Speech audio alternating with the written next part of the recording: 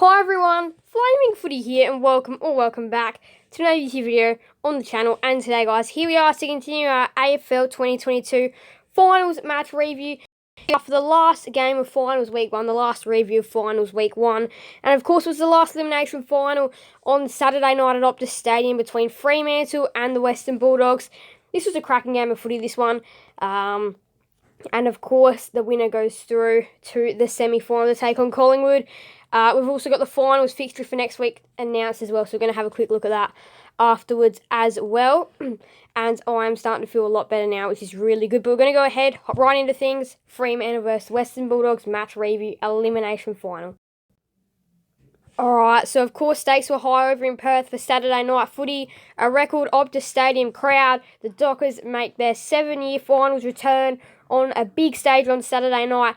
The Western Bulldogs, they ended up choking one of the biggest chokes you'll ever see in finals. This was a massive choke. This is disappointing by the Western Bulldogs. That's probably the best word to say. And Dockers fans would be very happy about this performance. And obviously not for the first half, but for the second half, they wrangled momentum right back. The first two quarters, though, well, the first quarter and a half in particular was really disappointing from a Fremantle point of view. 0 goals, I think it was 3, and the Dogs have 42. And at one stage, you're 1-42, you're down by 41 points, and the game's over at that stage, it feels. But no, that there's, of course, it's finals, and you could really just give up at that stage and go, no, I'm not going to play anymore. But they worked their way back, and that's how they got the win. The Dogs were up in many areas, but the Dockers managed to turn it around, and good sides turn it around. Now, obviously, as the competition is getting a lot better, you can't do a point first quarter. That's not going to cut it. But there is good stuff that they can make a comeback, but there is still disappointments out of this for Fremantle for sure. Out of this performance, but really good performance in the end by the Dockers in the second half. That's where things really got going. But taking a closer look at the first half, it was all just Dogs until there was this spark, there was this goal. They got a couple of behinds in a row to the Dockers, and they just started to go inside 50 a little bit more, win inside 50 battles, win some battles, and then they managed to get a first goal. And then there's 1, 2, 3 more that follows it to make it 4 goals by half time. And they're only 15 points down at that stage. In the third quarter, they kicked 3 goals to 1. The Dogs kicked 5 behinds that quarter. So you do also start to think, well, they wasted their chances that quarter. They had a genuine chance to win the game and or at least extend their margin to a point where they would have won the game in that third quarter. But missing set shots is disappointing. And then in the final quarter, the Dockers just do enough to get over the line. They end up kicking 4 goals to 1 in that last quarter and then end up taking it out. In David Mundy's, what will 100% be his final home game at Optus Stadium, but his beautiful career keeps on going. And the Western Bulldogs, they had 2016 or 2021 Dogs about them until halfway through that second quarter where everything just started to go against them. And I literally just left the ground, it felt like. They weren't even playing at that point, and they just played horribly and all that. 34 disposals for Jack McRae, 3 goals for Michael Walters. He was a big spark for the Dockers that really brought them back. Jai Amos also had his couple of big moments. On return, the Dockers, they did it without Fife and Tabner as well, which is a massive positive. 145 fantasy for Bontempelli, 14 tackles for Josh Dunkley. AFL Fantasy now, 145 for Bontempelli, 133 for Dunkley, 123 for McRae, 122 for Sarong and Young, 121 for Brayshaw, 116 for Ryan, and 100 for McLean. I did feel that he was pretty decent on his return back. 2 behinds, looked pretty dangerous, 21 disposals, 2 marks, 9 tackles. So he was around the footy, Toby McLean. He had a very good performance for VFL in the past couple of weeks, and he definitely made his presence back in the AFL, of course. Goals behinds now, 3 goals for Walters, 2 for Amos, Johannesson, Bontempelli and Lobb. Again, Bontempelli, he had a really good performance as well. 145 fantasy, 2 goals, 30 disposals, 9 marks, 7 tackles, really complete performance. And then 2 goals for Lobb. Darcy, He got the 1-goal one as well. He's going to be a brilliant player, as did Waitman, Logue, Brayshaw and Sarong, O'Driscoll, Dunkley and Rourke Smith. But yeah, let's just talk about Brayshaw and Sarong for a minute. 121 and 122 fantasy. Sarong outnumbering Brayshaw by 1. 32 disposals for Brayshaw, 33 for Sarong. 10 marks for Brayshaw, 2 tackles, 3 marks for Sarong, 6 tackles for Sarong. These two players are going to be absolute superstars.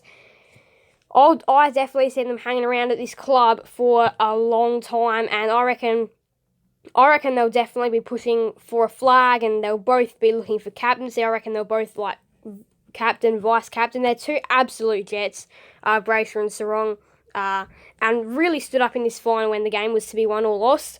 McRae, 34 disposals, you know it does it week in, week out. There were the two, Sarong, Brayshaw, 31 for Ryan, 30 for Bontempelli. Bontempelli, he knows how to step up. He knows how to do it at a big time. 29 for Daniel, 28 for Young, 27 for Chapman, 26 for Cox. So a couple of the Dockers defenders getting in there. 26 for Treloar as well. 11 marks for Young, 10 for Brayshaw, 9 for Chapman, Bontempelli, 8 for Cox. Tackles, 14 for Dunkley, 9 for McLean, 7 for Bontempelli, 6 for Brody and Sarong, as well as Bailey Smith. Hithouse, 47 for Darcy. He smashed English, who only got the 20. 14 for Lobb as well. 3 for Cordy, 2 for Darcy. Now the team stats we go, where in the end the Dockers managed to overturn. They got more of the footy in the end, 399 to 370. 62 to 53 inside 50s, and they do have some really good speed as well to the Dockers, but they managed to turn this around, because the Dogs would have been winning the inside 50 stat in that first term, but the Dockers turned it around to comfortably take it out by 9 in the end. And free kicks 13 to 16, again, not a high free kick impacted game. 61 to 25 hit-outs in favour of the Dockers. 13 to 8 centre clearances. They did end up getting on a bit of a roll there, bursting out of the centre. They did look dangerous. 24 to 29 stoppage clearances. However, the Dogs had that number covered.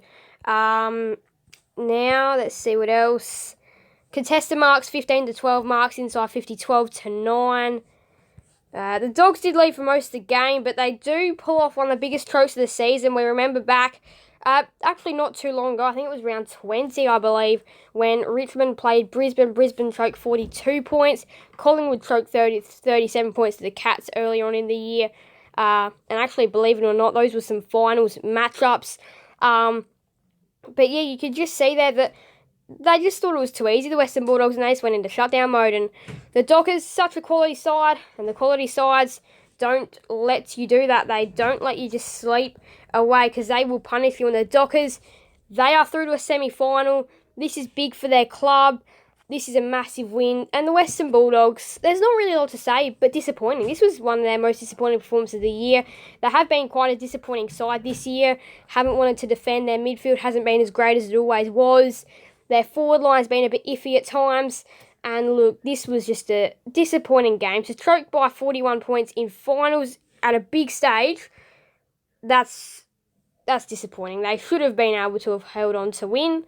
And in the end, they can't, and pull off a massive choke. So, of course, recapping all the action, the Lions got over the Tigers by 2 in the other elimination final back on Thursday night. The Demons lost to the Swans by 22 in the biggest win of the weekend, if you can believe that. 22 points was the biggest win. That is insane. It was a really tight weekend of footy, which we'll be reviewing all these in the round review. Round review or finals week 1 review. But then the Cats got over the Pies by 6. The Pies taste their own medicine. And then later on Saturday, same day as the Cats Pies, the Dockers beat the Dogs by 13 in one of the biggest turnarounds of the season. And they get the job done. Now, the semi-finals, what do we got? Friday night footy back at the MCG for the second week in a row. Melbourne hosting in the MCG for the second week in a row. Melbourne versus Brisbane. Brisbane, if it's a time to break an MCG hoodoo, it is now. This is the time. Reigning champs versus the Lions. big Friday night contests. Brisbane, they absolutely have to at least come out and play. The last time these two teams played were in round 15 at this same venue. They played in round 23, and Melbourne smashed the Lions in round 15. Melbourne also smashed the Lions. So the Lions, the record is not favouring them right now, but if it's a time to do it, if it's a time to cause an upset, it is now. The loser goes home. Saturday night footy, Collingwood versus Fremantle at the MCG. Same stakes. Loser goes home. 4th versus 5th. Fremantle, disappointing, but also really good. And the Pies, they did lose their own game in the end. They taste of defeat. They taste their own medicine of what it's like to lose by a close margin. But that game, I reckon, Collingwood Fremantle will be game of the round for me. I reckon that's probably the best game. But man, 2 big games, 2 big points to be proven for 2 of these sides. The other 2 will be going home. So really big next weekend of footy coming up. But that is going to be it for this video. The Dockers ended up winning by 13 in one of the most turnaround finals. But that's week 2. And, of course, I'll be tipping for week 2, preview for week 2, review for week 1. But anyway, thank you guys all so much for watching. Make sure to leave a like and subscribe and hit that notification bell so you guys will never miss another video on the channel. Thank you guys all so much for watching. Bye, everyone. Flaming Footy out.